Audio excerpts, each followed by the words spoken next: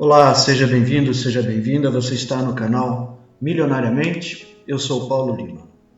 Nós estamos fazendo a leitura do livro de Mirdad, entrando agora no capítulo 25. Capítulo 25. O dia da vinha e sua preparação. Mirdad desaparece na véspera. Naronda. Aproxima-se o dia da vinha e nós da arca, incluindo o mestre, juntamente com equipes de ajudantes voluntários que vieram de fora, estávamos ocupados, dia e noite, preparando tudo para a grande festa. O mestre trabalhava com tanto zelo e era tão pródigo de sua força que até mesmo Xamadã comentou o fato com evidente satisfação. Os grandes celeiros da arca tinham de ser varridos e caiados, e vintenas de grandes jarras de vinho e de barris tinham de ser limpos e arranjados para receber o vinho novo, enquanto que outros tantos jarros e barris contendo o vinho da vindima do ano anterior tinham de ser devidamente apresentados para que os compradores pudessem provar e examinar seu conteúdo. Era costume vender, em cada dia da vinha, o vinho do ano anterior. Os espaçosos pátios da arca tinham de ser bem limpos e arrumados, e centenas de tendas e barracas ali teriam de ser armadas e construídas para que nelas se hospedassem os peregrinos e os mercadores expusessem suas mercadorias durante toda a semana que duravam as festividades. O grande lagar tinha de ser posto em ordem e preparado para receber imensa quantidade de uvas que eram trazidas à arca pelos seus muitos arrendatários e fregueses, nas costas de burros, mulas e camelos. Era necessário assar enorme quantidade de pão e preparar outras provisões para vender a aqueles cujas provisões se houvessem esgotado ou que viessem inteiramente sem elas. O dia da vinha, que a princípio era uma ocasião para a ação de graças, devido ao extraordinário senso e argúcia comercial de Xamadã, havia sido prolongado para uma semana e transformado em uma espécie de feira, à qual homens e mulheres de todas as esferas de vida, de perto e de longe, acorriam, cada ano em maior número. Príncipes e pobres, lavradores e artesãos, gente que buscava lucro, gente que buscava prazer e gente que buscava outras finalidades, beberrões e abstêmios totais, peregrinos piedosos e vagabundos ímpios, homens do templo e homens da taverna, acompanhados de bandos de bestas de carga. Eis a horda multicolorida que invadia a quietude do pico do altar 2 vezes por ano, no dia da vinha, no outono e no dia da arca, na primavera. Nenhum peregrino chegava à arca, em qualquer dessas ocasiões, de mãos vazias. Todos traziam presentes de uma ou outra espécie, variando as prendas de um cacho de uvas ou uma pinha, até um fio de pérolas ou colar de diamantes. Isso além da taxa de 10% que era cobrada sobre as vendas de todos os mercadores. Era costume, no dia da abertura das festividades, sentar-se o superior em uma plataforma alta, posta debaixo de um grande caramanchão adornado com inúmeros cachos de uvas, dar as boas-vindas e abençoar a multidão, então abençoar e receber os presentes dela, e depois beber com ela a primeira taça da nova vindima. Ele costumava encher para si uma taça, despejando o vinho de uma cabaça de pescoço longo, e depois entregar a cabaça a um dos companheiros para passá-la à multidão, enchendo-a cada vez que se esvaziava. Depois que todos haviam enchido suas taças, o superior pedia-lhes que levantassem bem alto e cantassem com ela o hino à vinha sagrada, que dizem ter sido cantado pelo Pai Noé e sua família quando pela primeira vez provaram o sangue da vinha. Tendo cantado o hino, a multidão esvaziava suas taças com gritos de alegria e dispersava-se para dedicar a seus vários negócios e prazeres. E este é o hino à vinha sagrada. Salve a vinha sagrada! Salve a raiz milagrosa que alimenta seu rebento tenro e enche sua fruta dourada com o vinho vivificante. Salve a vinha sagrada. Órfãos do dilúvio, encalhados na lama, provai e abençoai o sangue do ramo benigno salve a vinha sagrada. Vós, reféns do barro, vós, peregrinos que se extraviaram, a redenção e o caminho estão na planta divina. A vinha, a vinha, a vinha. Na manhã do dia anterior à abertura das festividades, não foi possível encontrar o mestre. Os 7 estavam indescritivelmente alarmados e, de imediato, organizaram uma busca muito rigorosa. Durante todo o dia e a noite, com tochas e lanternas, procuraram na arca e nas vizinhanças, porém, nem sinal do mestre foi possível encontrar. Chamadã mostrava-se tão preocupado e parecia tão perturbado que ninguém suspeitou de que estivesse envolvido num misterioso desaparecimento. Todos, porém, estavam convencidos de que o mestre havia sido vítima de uma perversa cilada. As grandes festividades prosseguiam, porém, os 7 estavam mudos de tristeza e moviam-se para cá e para lá como sombras. A multidão havia cantado o hino e bebido o vinho, e o superior havia descido da alta plataforma quando se ouviu uma voz que se elevava muito acima da confusão e do ruído feito pela multidão. Queremos ver Mirdá, queremos ver Midá, queremos ouvir Mirdá. Reconhecemos a voz de Rustidion, que havia espalhado para todos os lados tudo o que o mestre havia dito e feito por ele. Dentro em pouco, seu grito principiou a ser repetido pela multidão, e o clamor pelo mestre tornou-se geral e ensurdecedor, o que nos enchia os olhos de lágrimas e nos apertava a garganta como um torno. Subitamente, o tumulto amainou, e grande silêncio espalhou-se sobre a multidão, e quase não podíamos crer em nossos olhos quando olhamos e vimos o mestre na alta plataforma, acenando com a mão para pedir silêncio. Capítulo 26. Mirdá fala do dia da vinha aos peregrinos e liberta a arca de alguns pesos mortos. Mirdá. Contemplai Mirdá, a vinha cuja safra ainda não foi colhida, cujo sangue ainda não foi bebido. Mirdá está pesado com sua safra, mas os ceifeiros, infelizmente, estão ocupados em outros vinhedos.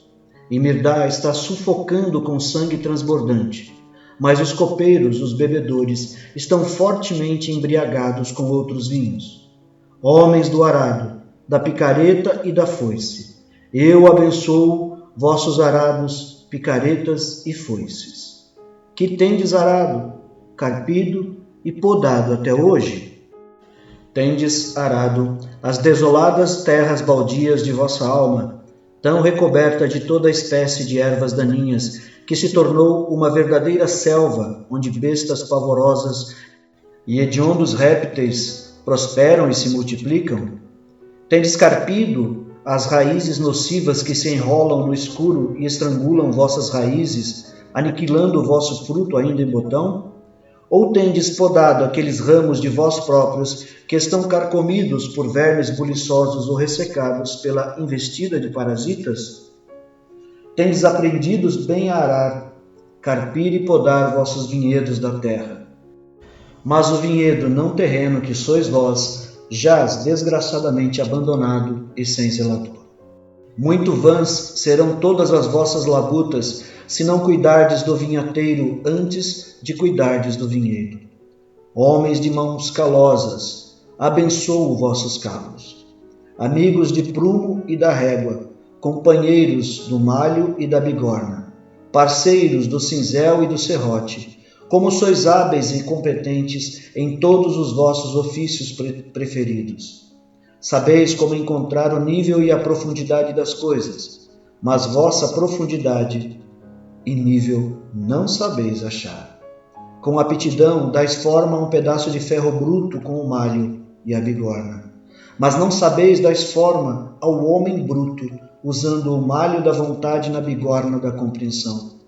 Nem aprendestes da bigorna a inestimável lição de como ser golpeado, sem o menor pensamento de golpear de volta. E sois engenhosos com o cinzel e o serrote, tanto na madeira como na pedra, mas o homem inculto e nodoso vós não sabeis torná-lo hábil e polido. Como são vãos todos os vossos artifícios, se não os aplicais primeiro ao artífice. Homens que praticam para lucrar com base nas necessidades dos homens, pelo benefício de sua mãe terra e pelos produtos das mãos de seus semelhantes. Abençoo as necessidades, os benefícios e os produtos, e também abençoo o comércio, mas o ganho em si, que é de fato uma perda, não encontra bênção em minha busca. Quando, na fatídica calada da noite, fazeis o balanço do faturamento do dia, o que lançais como lucro e o que lançais como perda? Lançais como lucro o dinheiro ganho acima do além-custo? Então, de fato, sem valor seria o dia que negociaste por uma soma de dinheiro. Não importa quão grande e perdidas foram para vós todas as infinitas riquezas desse dia em harmonia, paz e luz. Perdidos também seus incessantes chamados à liberdade. E perdido o coração dos homens que ele segurou na palma das mãos como oferenda para vós. Quando o vosso maior interesse é a carteira dos homens, como podeis encontrar o caminho para seu coração? E se não encontrardes o caminho para o coração dos homens, como podeis esperar atingir o coração de Deus? E se não atingirdes o coração de Deus, que vida tereis? E se o que considerais lucro é perda, que imensa perda é essa? De fato, é vão todo o vosso negociar se os lucros não forem contabilizados em amor e compreensão. Homens do cetro e da coroa. É uma serpente o cetro na mão daquele que é muito rápido no ferir e muito vagaroso no aplicar os ungüentos curativos, enquanto que na mão que propicia o bálsamo do amor, o cetro é um para-raios que previne o infortúnio e o julgamento. Examinai bem vossas mãos.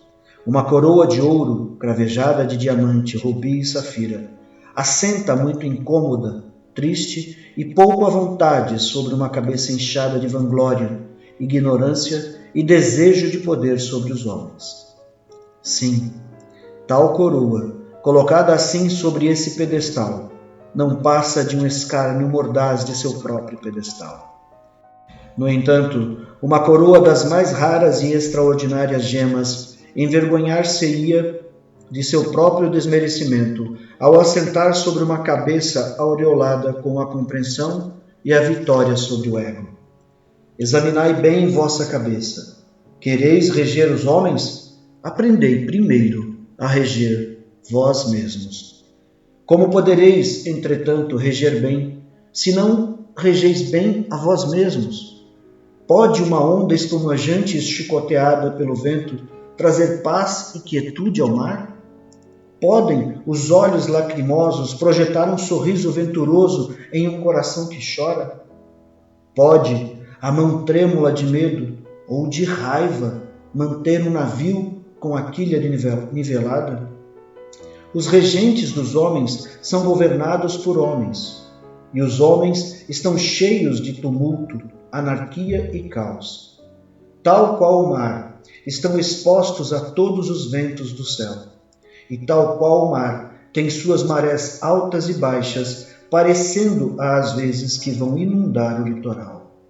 Tal qual o mar, porém, suas profundezas são calmas e imunes às chicotadas dos ventos na superfície. Se quereis realmente governar os homens, mergulhai no mais fundo de suas profundezas, pois os homens são mais que ondas espumejantes. Porém, para mergulhardes no mais profundo das profundezas dos homens, é preciso primeiro que mergulheis no mais fundo de vossas próprias profundezas. E para isso, precisais depor o cetro e a coroa, para que as mãos estejam livres para sentir e a cabeça desembaraçada para pensar e avaliar. Vão é todo o vosso governo, e ilegalidade são todas as vossas leis, e caos é toda a vossa ordem, a menos que aprendais a governar o homem intratável que há em vós, cujo passatempo predileto é brincar com cetros e coroas. Homens do turíbulo e do livro, que queimais no turíbulo, que ledes no livro. Queimais o sangue âmbar que exala do coração fragante de certas plantas e coagula? Mas isso é comprado e vendido nos mercados públicos, e o que disso se compra por um tostão pode plenamente incomodar qualquer Deus. Pensais que o cheiro do incenso pode abafar o fedor do ódio, da inveja e da cobiça, dos olhos evasivos, das línguas prevaricadoras, das mãos lascivas, da descrença, desfilando como fé da mundanidade sórdida que toca a trombeta de um abençoado paraíso? Mais agradável às narinas de vosso Deus seria o cheiro de todas essas coisas que, ao morrer de fome, fossem cremadas uma a uma no coração e suas cinzas espalhadas aos quatro ventos do céu. O que queimais no turíbulo? Propiciações, apreço e súplicas? Melhor deixar um Deus iracundo rebentar-se com sua ira. Melhor deixar um Deus faminto de apreço morrer de fome por apreço. Melhor deixar um Deus de coração duro morrer da dureza de seu coração. Mas Deus não é iracundo, nem faminto de apreços, nem duro de coração. Vós é que sois cheios de ira e famintos de apreços e duros de coração. Deus não quer que queimeis incenso, mas que queimeis vossa ira e vosso orgulho, e vossa cordialidade, para que possais ser como Ele, livre e onipotente. Ele quer que vosso coração seja o turíbulo. Que ledes vós no livro? Ledes os mandamentos para que sejam escritos a ouro nas paredes e domos dos templos? Ou verdades vivas para que sejam gravadas no coração? Ledes as doutrinas para que sejam ensinadas dos púlpitos e zelosamente defendidas com lógica, artifícios de linguagem e, se necessário for, com dinheiro e o gume de uma espada?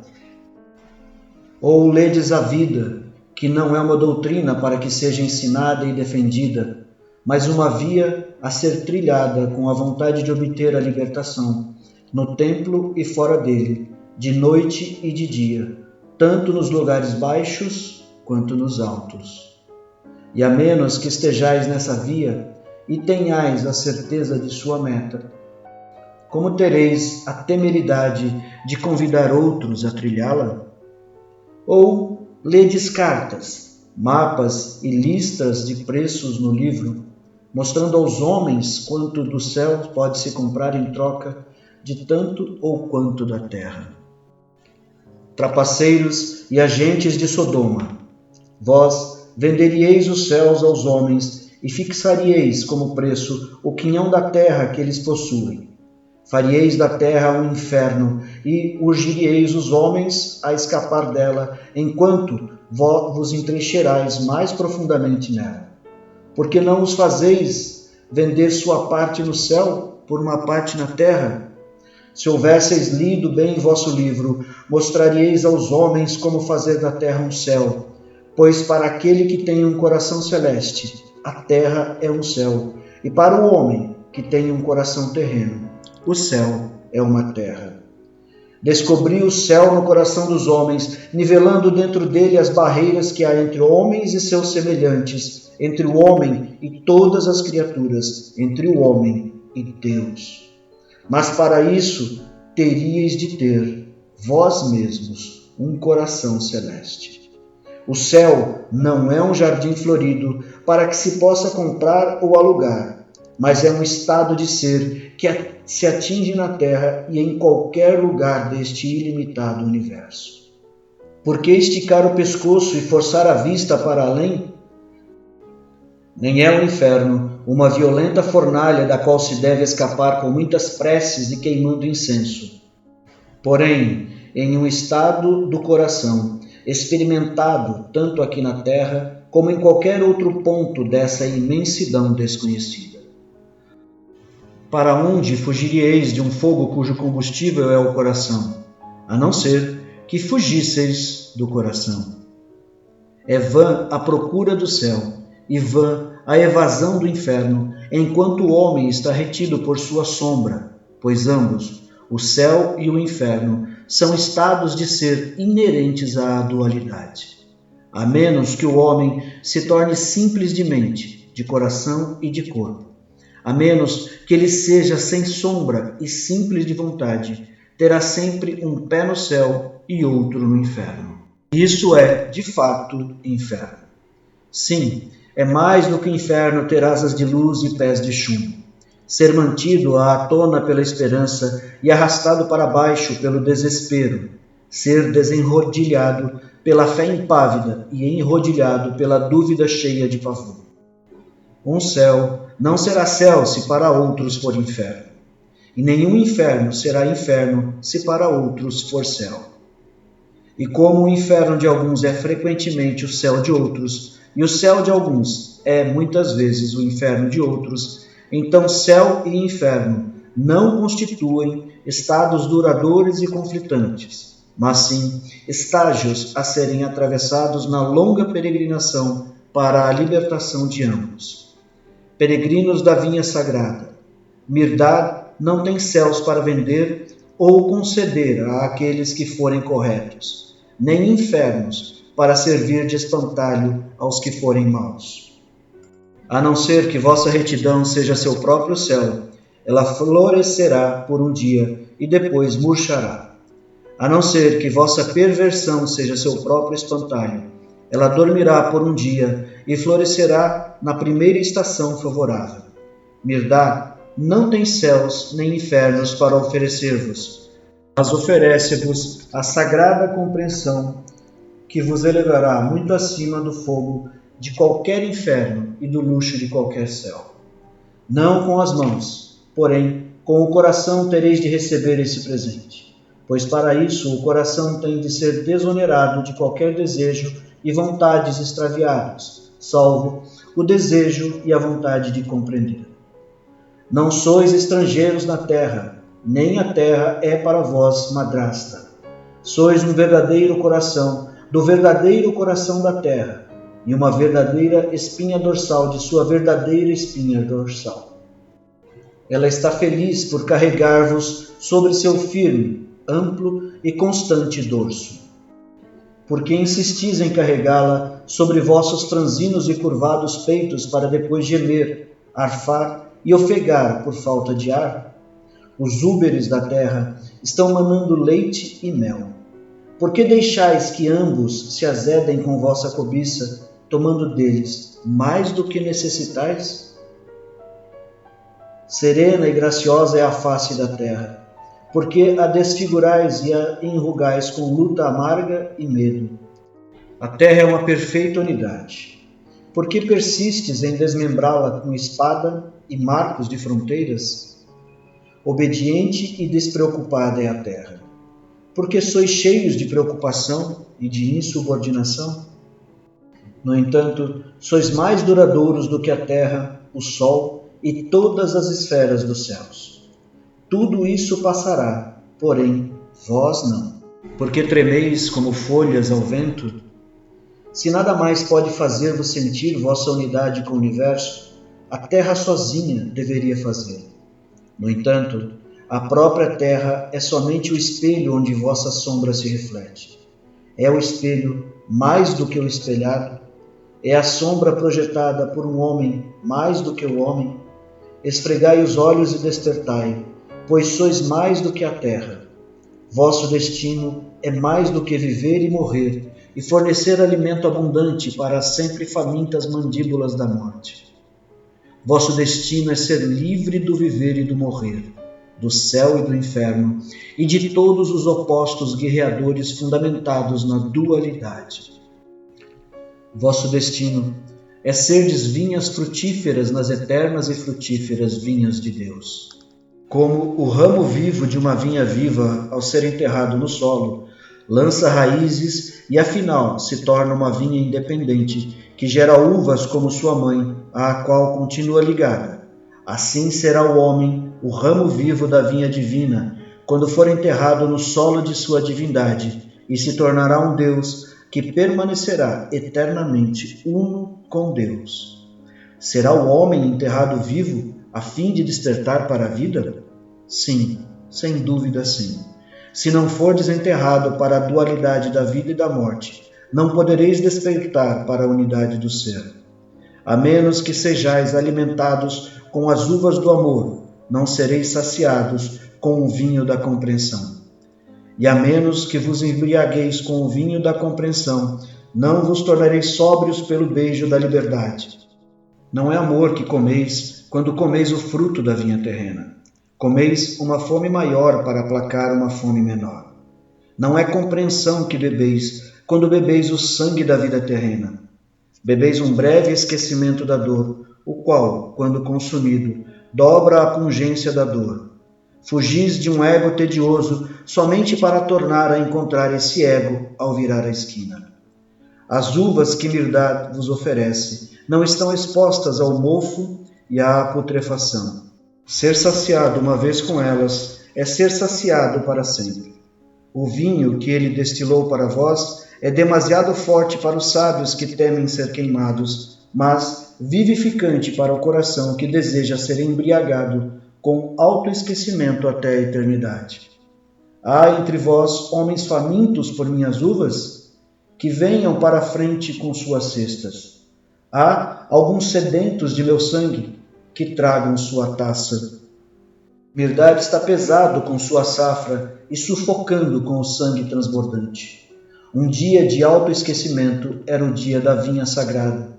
Um dia inebriado com o vinho do amor e banhado no brilho da compreensão. Um dia estático na batida rítmica das asas da liberdade. Um dia de nivelar barreiras e fundir um em todos e todos em um. Mas ai, em que se tornou hoje esse dia? Tornou-se em uma semana de mórbida autoafirmação, de ganância sórdida negociando com ganância sórdida, de escravidão divertindo-se com a escravidão, e a ignorância debochando da ignorância. A própria arca, antigamente uma destilaria de fé, de amor e de liberdade, tornou-se agora gigantesca prensa de vinho e monstruoso centro de negócios. Ela recebe o produto de vossos vinhedos e vô-lo torna a vender como vinho estupefaciente. Do labor de vossas mãos, ela forja as algemas para vossas mãos. O suar de vossa testa, ela o transforma em brasas vivas para marcar a fogo vossa testa. Para longe, para muito longe do curso estabelecido desviou-se a arca, mas agora seu leme está corrigido. Precisava ser liberada de todo o peso morto para que pudesse retomar seu curso com facilidade e segurança. Em vista disso, todos os presentes serão devolvidos a seus doadores e todos os débitos serão remidos aos devedores. A arca não conhece doador a não ser Deus, e Deus não quer que ninguém deva, nem mesmo a ele. Assim ensinei eu a Noé, assim eu vos ensino. Finalizamos aqui a leitura deste grandioso capítulo. Eu espero que você tenha sido tocado por estas palavras. Espero que você, se tiver dúvida, retorne e ouça novamente. São ensinamentos densos, profundos, absolutamente verdadeiros. Agradeço a sua presença e nos encontraremos no próximo vídeo.